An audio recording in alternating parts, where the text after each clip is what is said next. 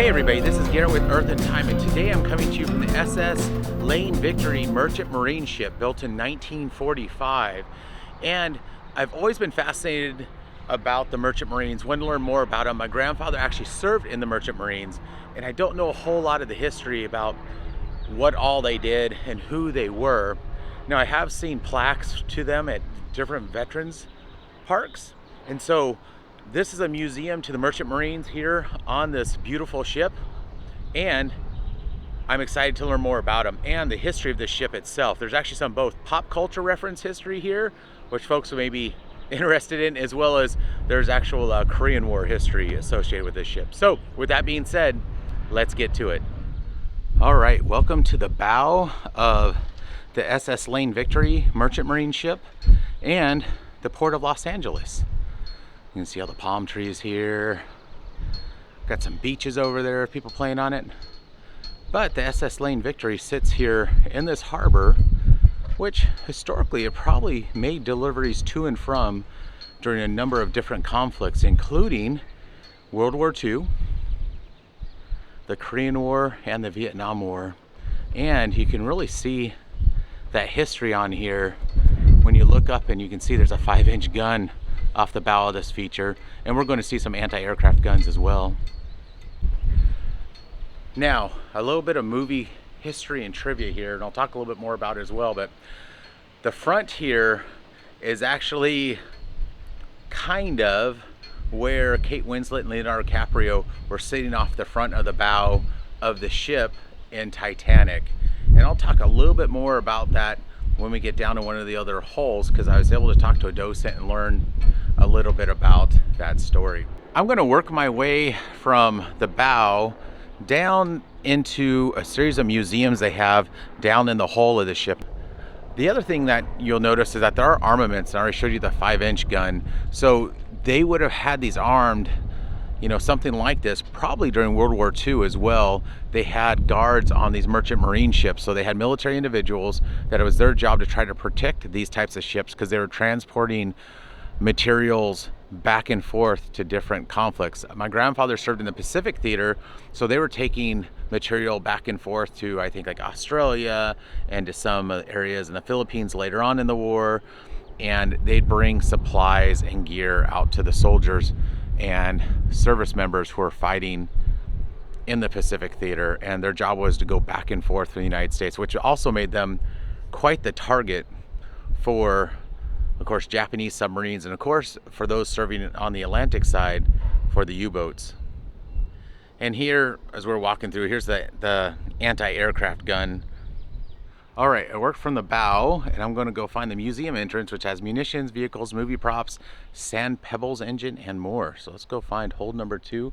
As I walk by, you can see where the big holes were, where they would have to hoist in or lower in probably pallets of materials, probably jeeps or vehicles, whatever products or supplies they needed, and then they can use the cranes, I think that's what they're called, or maybe hoists, to pull those articles out and then deliver them over dockside.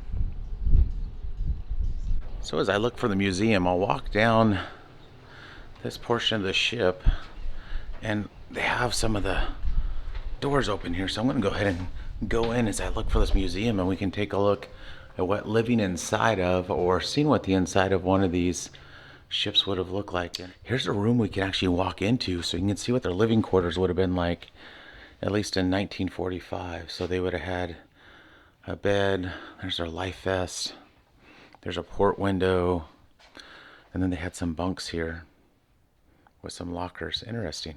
And then across the way, you had some bathrooms. So fairly modern bathroom in here. There's a couple sinks.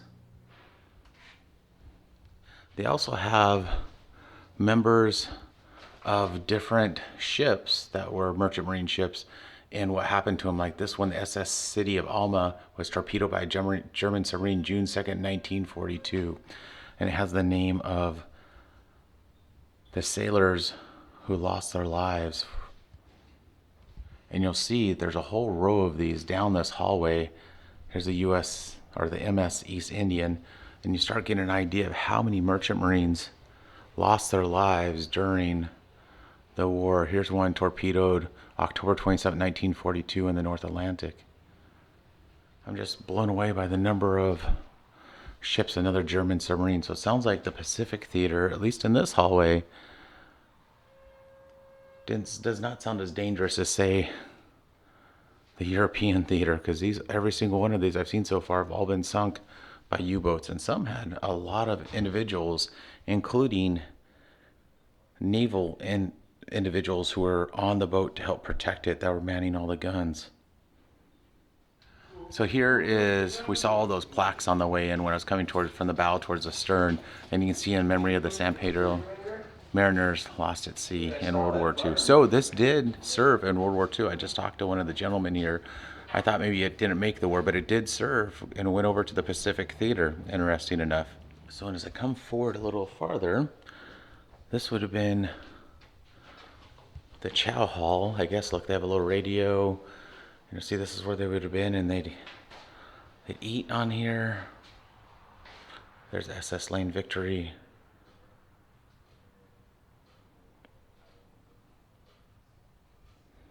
You can see the tables and the kind of environment they would have had for eating. And on this side was the kitchen. Actually, it looks like a pretty good sized kitchen. Let's go take a look at this. I think we can even walk in.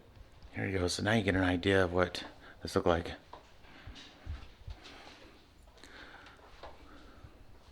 People have some modern crock pots.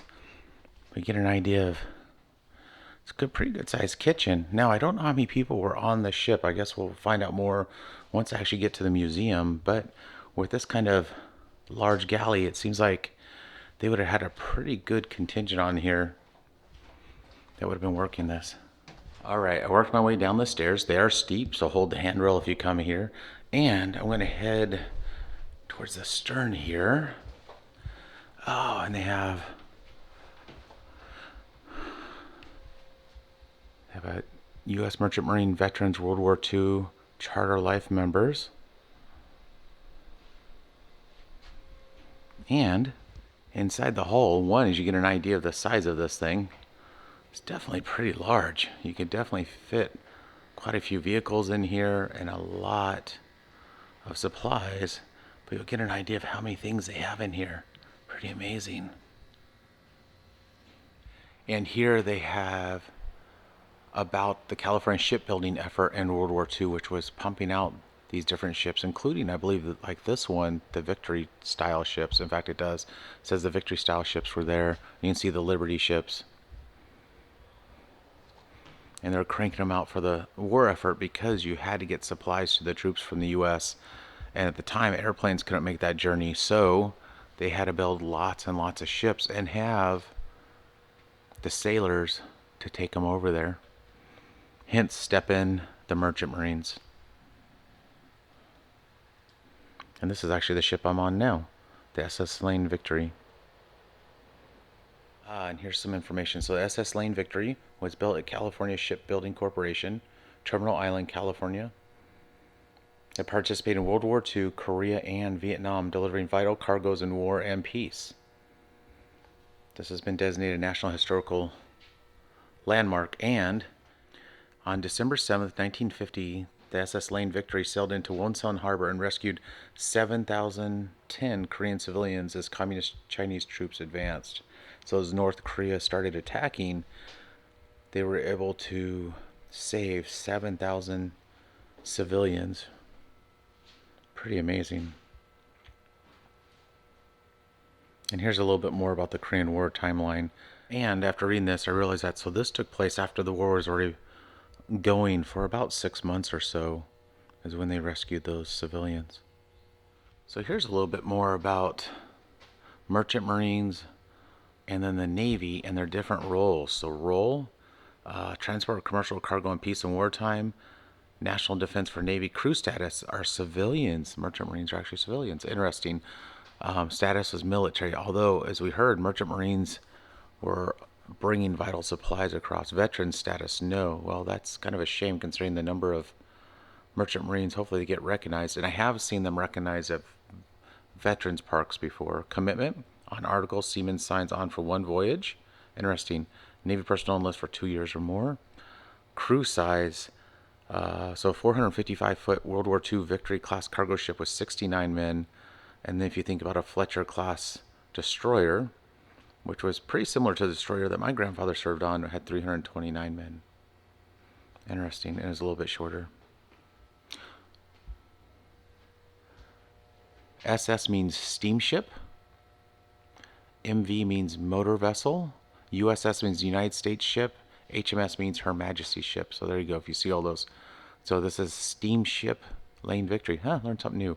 So I believe this is really specific to World War II. I don't know what I believe there's still civilians today that are merchant marines, but I think they have had some recognition and status now by the U.S. government and their role in things like World War II. So on these ships, there were U.S. Navy personnel that would help protect them, and you'll see they have the rounds here, but they actually have what's called the U.S. Navy Armed Guard that actually served on these merchant marine ships. And we saw in some of the memorials that they listed the merchant marines as well as the U.S. Navy Armed Guard. So their job was to help protect the ships against attacks, be it airplanes or maybe submarines or small ships. But they had a battery. In fact, you can see we actually went on the front of the bow of the ship, and we were actually able to see one of these 5-inch guns.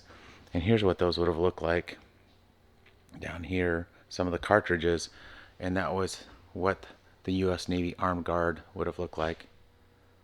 And because the Merchant Marine's primary mission was to get supplies out to individuals, they actually have this board showing how much cargo they delivered in World War II and cargo they imported. So, of course, without all the material for the troops, including food and gear and, of course, all the things you think of like ammunition and clothing even, all that had to come over, including, of course, petroleum so they can run their planes and tanks and jeeps. And that was the Merchant Marines that were bringing a lot of that material over to places everywhere from, you'll see, Italy and Burma, where they brought actually 7,800 burros over because those were better than horses for getting around in that rough terrain, to, you'll actually see the different cargo tons in here. Pretty interesting. So now you get an idea of what they'd have in there. And I mentioned I thought they put cars and things, and sure enough, this shows what we would have been in the cargo. You'll see small tanks. Big tanks would have been on top, maybe big trucks, but they could put smaller vehicles and, well, actually it looks like they even put some big tanks down here in this lower area as well. Interesting. Look how much stuff they put in there, including, look at that, they even transported parts of planes.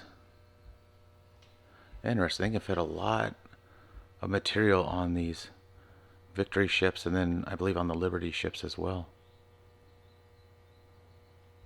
And of course they have various things that they would have brought to the troops, everything from ammunition to helmets to new socks to food.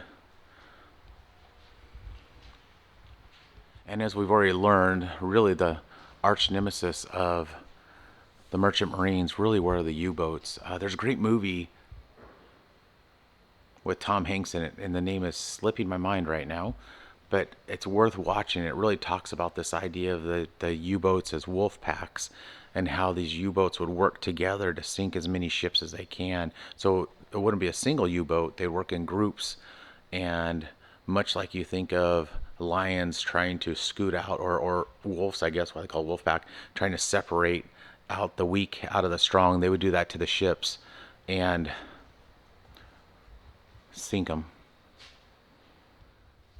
And here's a map where it shows, especially in early World War I, where a lot of, you can see heaviest sinking losses, large sinking losses, principal routes, secondary routes, and you'll see that even stuff like off the coast of South America, off the coast of Africa, of course around the British Isles, no surprise there, and the Straits of Gibraltar. But what surprised me is the number of heavy losses along the U.S. coast. That really surprises me that they were able to get that close and do that. And I guess this would have been is it the conning tower or the tower on a U-boat, or representation of that. So this is a little bit about the war in the Pacific, and apparently at the Philippine island of Mindoro, there were actually more merchant marines' lives lost than Army or Navy members who participated in that action, because they were trying very hard to get supplies to the troops there. And although MacArthur suggested that they should all evacuate their ships and get in foxholes to protect themselves, the merchant marines actually stayed with their ships to make sure the cargo get delivered to the servicemen who needed it. And they actually lost 2 ships that day, and they lost 68 merchant seamen on the SS John Burke and 71 on the Lewis Dyke. Both disasters occurred during the Mindoro operation, and I'm wondering if that's a picture from that. There's some words from General Douglas MacArthur there about how they brought the lifeblood and paid for it there in the Philippines and in the New Guinea ports. And on December 7th, 1941, the first American merchant vessel to be sunk by the Japanese was sunk, and that was the SS Cynthia Olsen. And this is a replica of that, obviously, showing what she would have looked like. A little different than the ship we're on today, but she was sunk during the time of the attack on Pearl Harbor. It sounds like 1,000 miles northeast of Honolulu. A Japanese sub, number 120 I-26, sank this ship, and it was en route from Honolulu to Tacoma, Washington. All right, that was really interesting. I'm going to go see if there's another museum section. It sounds like there is. I'm not exactly sure where that's at, so let's go explore the ship some more together. All right, so I came down the stairs here. Had to go back up and then down to the next cargo hold, but they actually have a shipwrecks exhibit right now that looks really fascinating. And there's a collection of various pieces from shipwrecks, and it looks like maybe from all over the world. How fascinating is that, and how cool is that? And so one of the gentlemen that works here, who I believe is a merchant marine himself, actually collected a lot of this material, and they've put that in here as a display. So please take some time. I'm not going to read through everything here, but please take some time to check it out. And here's a little bit more about that. It runs from March 16th to June 15th, 2024. And there's actually pieces of a real pirate ship here. That's pretty cool. And it was off of Catalina Island. And sank. And then there's another movie star. So it sounds like these were off of Catalina Island. But definitely take a look and enjoy learning a little bit more about shipwrecks. It's a really nice collection and a really nice exhibit, including Spanish galleons down here that have been found, and things from the Dutch India Company. If I turn around from the shipwrecks exhibit, you can actually see what's known as the Sand Pebbles engine. So this must have been one of the engines that drove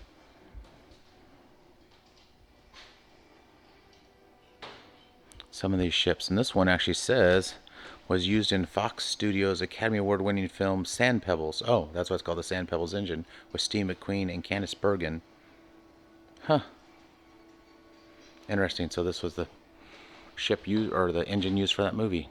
And speaking of movies, what I learned from the folks here is that this ship was actually, when it was seaworthy, they took it out into the ocean, and while it was sailing, Cameron, the director for Titanic, went around the ship filming it. And actually, when you see the Titanic in the movie going in the ocean, it's actually a CGI overprint on this ship. So for all you movie buffs, I moved down from up there on the bow. I came down and wanted to show you all. So this was the Titanic from the movie. This is the ship that was sailing that they used, and through Hollywood magicry, they overlaid the Titanic on here. And whenever you see the pictures of the ship sailing, you're actually seeing the SS Lane Victory. And when you see Kate Winslet and Leonardo DiCaprio, they superimposed them on that bow. So they didn't actually truly stand on that bow, but close enough. Thought it was pretty cool for all of you movie buffs. This is as close as I can get to that scene from Titanic without actually stepping up on the bow. So I actually have you sitting on the bow right now, but I'm on the edge of the world. All right, there's my bad acting moment for the day. Let's check out the rest of this museum and the rest of this ship. So here we actually get an idea about the size of this cargo space. I was mentioning I thought they could put Jeeps in here, and no joke, now I'm down in this cargo area, and you'll see they put 4 Jeeps in here to give you an idea of how much space is actually down in some of these cargo holds. Okay, so from these 2 museum areas where we learned a little bit more about the Merchant Marines, learned a little bit more about the ship itself, transportation, about the wars it was in, about things like the U-boats that hunted them. Let's go walk through the main part of the ship, what they call the house. And that is the structure we walked through at this level before that had all the rooms and the plaques. But we can walk through the rest of it and take a look at what it was like working on one of these ships. Okay, I moved to the other side, so let's go ahead into the house. And we've seen a little bit of that already as I've walked through some of these entryways here, but let me see if I can go up and find another entry spot up some of these stairs. All right, so let's go take a look at some more of the SS Lane Victory and see what we have here. So this would have been the chief engineer's cabin. And we'll still see, wow, there's so many of these plaques still on the sides of these walls in every direction, just giving you an idea of how many more of these ships were sank during World War II. All right, I'm real interested to go up and check out the bridge, the chart room, and the radio shack. Huh, radio shack. And I found something called cabin deck, and I'm wondering, is this where... Oh, this must have been the captain's quarters maybe, or where he ate. Interesting, really nice looking spot here. And I'm guessing this must have been the captain's quarters. So you could have meetings on the other side, this where he'd sleep and get ready. And then go on that other side we just saw where they had some tables, probably for meetings. And I bet this was one of the most dreaded sounds whenever you were at sea, especially far from home. Hearing these things ring would have been quite scary. I worked my way up, so now I'm on a little more on top of the house. I didn't go through the center portion of it, so I hope I didn't miss my way to the bridge somehow, but now I'm up here. I'm towards the top, and you'll see there's these anti-aircraft guns almost on every corner here, so also aircraft a real issue, but it sounds like most of the things I saw that were sunk weren't as much aircraft as they were U-boats. So I wonder how they handled those. And there's a view in the map room. I can't seem to get to it from the outside, so I'm going to go back inside and see if I can find a way up here if it's open or not. But here's where the map room would be, and here's a look inside the bridge. And I realize that the glass here isn't the best. I apologize, but that would be the bridge of the ship. And here's a view in front of the bridge to give you an idea what they would see as they were sailing. Look at the size of that anchor. And as far as I can tell, I can't get up on the bridge. So I'm back to this room here. Now somewhere in this area would have also been the radio room. Now what I know about my grandfather's, he actually worked as a radio operator here. Oh, I spoke too soon, hold on. My grandfather would have worked here at the Radio Shack. Not Radio Shack as in we have all your electronic needs, but Radio Shack as in the individual that have to keep in touch with the rest of the fleet. So pretty neat seeing the Radio Shack, and I can't help but want to chuckle every time I hear that. But this would have been something like where my grandfather would have been stationed. Pretty cool. Okay, so we worked our way through the house. So as you can tell, if you've seen some of my other videos where we go to other ships, specifically naval ships, you'll notice they had a lot more room for individuals. So those, they had something like 300 individuals on something that would be a destroyer that would be roughly this size, and here they probably had like 60 individuals on it. So much different contingent of personnel on each of those. And so I know when my other grandfather served in the Navy, he would have been in really cramped quarters. Here it looks like some of these rooms actually aren't that horrible. However, it was a very, very risky job, obviously, doing this. We saw all those memorials along the way. Okay, what I want to do now is I'm going to turn around here. We're going to work our way towards the back of the ship, and then we'll wrap up down there. Okay, so I'm working towards the back of the ship. You can see another anti-aircraft gun. And of course, those would all be manned by the U.S. Navy Armed Guard. And we'll work our way to the very back. It looks like there are some rooms or something in here, but it doesn't look like they're open at this time. So I'm not sure what is actually in this building, but maybe we can go in. Let's take a look. Well, it looks like we can go walk in here, and we'll go take a look real quick and see what this is. It's very dark in here. Ooh, that's some information about the ship. This would have been an officer's quarters. It's very dark, but you kind of get an idea what it looks like. There's a couple beds in there. This would have been a bunk. So maybe it wasn't as comfortable, or maybe this. Oh, I wonder if this part of the boat were all the naval guard that would be on this, in this section, and the house was where all the merchant marines were. Interesting. So this would have been a separate area for, it looks like, the U.S. Navy personnel on board. All right, I've worked my way up to the second level here. Again, they have one of the big cannons back here. You'll see stuff here for the U.S. Armed Guard, U.S. Navy Armed Guard, and signs for those folks. And this one actually says from the U.S. Naval Station, New Orleans. That's cool. And with the ship behind me, I think this is a good place to sign off. So I want to thank you all for joining me today, learning a little bit more about the Merchant Marines. I actually thought they were part of the armed forces. It turns out they're a civilian corps of really volunteers and individuals that sacrificed and gave their lives for a number of conflicts, and are still very active today here in the port of Los Angeles, as I understand it. So they're still working here in this area. So thank you all for all you Merchant Marines, for all you do. Again, my grandfather was a Merchant Marine. I feel a little bit closer to him and a little better understanding of the types of things he would have to go through and the kind of living conditions he had when he was on a ship maybe similar to something like this. So, all right, with that being said, you all know what to do if you enjoyed this video. I love hearing from you all, so please leave some comments. Thumbs up if you like, subscribe if you haven't already. I love you joining me. Give me some other ideas about places to visit as I'm traveling around, and take care and see you on the next adventure.